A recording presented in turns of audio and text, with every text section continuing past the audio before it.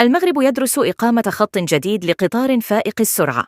تم تصميم الخط المستقبلي لحركة قطار الركاب بسرعة 350 كيلومتر في الساعة.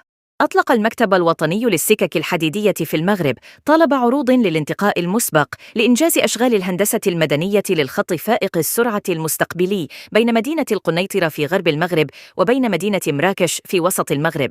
وسيمر هذا الخط عبر مدن الرباط وسلا والدار البيضاء على مسار سيتم إنشاؤه بمعزل عن الخطوط التقليدية القائمة للقطارات سواء العادية أو الفائقة السرعة.